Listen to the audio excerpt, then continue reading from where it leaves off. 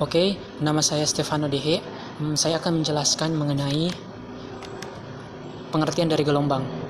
Nah, gelombang dalam ilmu fisika itu merujuk kepada getaran yang merambat. Gelombang dapat berpindah dari satu tempat ke tempat yang lain menggunakan medium. Tapi ada pula jenis gelombang yang dapat merambat di ruang hampa. Saat bergerak atau merambat, gelombang memindahkan energi ke tempat tujuan tanpa memindahkan medium yang dilaluinya. Nah, selanjutnya saya akan menjelaskan sifat pertama dari gelombang. Nah, sifat pertama itu adalah dispersi gelombang.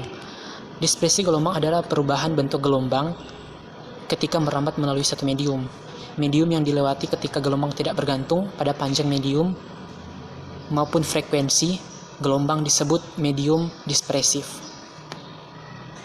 Sifat yang kedua, pemantulan gelombang. Pemantulan gelombang yaitu ketika sebuah gelombang menabrak sebuah penghalang atau sampai di ujung batas, maka akan mengakibatkan suatu medium yang dirambatinya sebagian gelombang tersebut dipantulkan. Sudut pantul merupakan sudut yang dibentuk oleh sinar pantul terhadap garis yang tegak lurus pada permukaan pantulannya. Yang ketiga, pembiasan gelombang.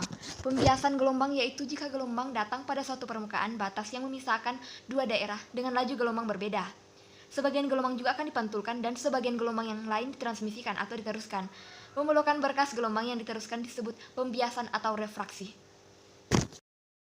Sifat gelombang yang selanjutnya adalah difraksi gelombang. Difraksi gelombang adalah pembelokan atau penyebaran gelombang karena melewati suatu celah kecil atau ujung sebuah penghalang.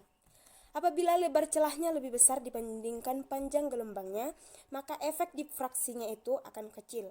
Demikian juga dengan sebaliknya, apabila lebar celahnya lebih kecil dibandingkan panjang gelombangnya, maka efek difraksinya akan semakin jelas. Difraksi terbesar itu terjadi apabila lebar celahnya sama dengan panjang gelombangnya. Interferensi gelombang adalah peristiwa perpaduan dua gelombang. Peristiwa ini disebut juga dengan superposisi.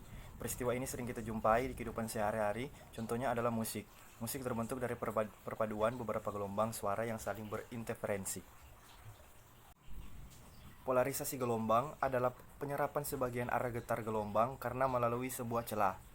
Polarisasi gelombang hanya terjadi pada gelombang transversal saja. Itu artinya polarisasi tidak dapat terjadi pada gelombang longitudinal. Misalnya pada gelombang bunyi. Polarisasi dapat terjadi karena pemantulan, pembiasan, bias kembar, absorpsi selektif, dan peristiwa bidang getar. Yang terakhir yaitu efek Doppler. Efek Doppler adalah ketika gelombang dan penerima bergerak saling mendekati. Frekuensi yang terdeteksi lebih besar daripada frekuensi sumber. Jika suatu sumber gelombang dan penerima bergerak relatif satu sama lain, frekuensi yang terdeteksi oleh penerima tidak sama dengan frekuensi sumbernya. Itulah hasil dari kami kelompok 4 tentang sifat-sifat gelombang. Terima kasih.